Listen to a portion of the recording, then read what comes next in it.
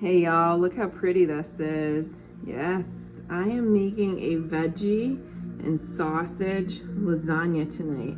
Let me show you what I got. This is not my full recipe for the veggie lasagna. This is just going to be a part. So this is going to be a quick cook here. I have some squash that I've just cut up very thin. This is going to be my noodle layer, okay? I'm going to just lay down here in my pie dish. I thought it'd be a little fun getting ready for Thanksgiving. I have just put in some avocado oil.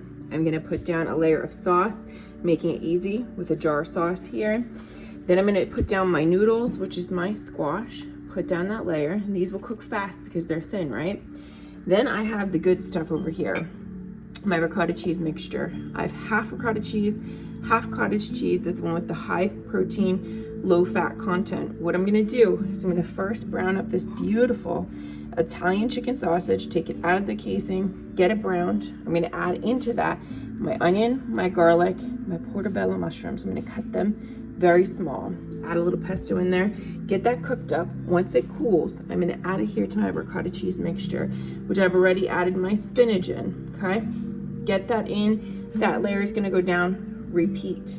I'm gonna top it with some basil. Gonna cut that up, and some mozzarella cheese. So what I actually put in my ricotta cheese mixture is gonna be an egg, it's gonna be some seasonings, a little bit of honey for some sweet, and then we are going to get that combined, add in the other good stuff that I talked about, which was the sausage, the mushroom, the garlic, the onion, and get that layer going. We also have the pesto, if I didn't mention it. I'm gonna add the pesto in because I love that little extra basil flavor, okay?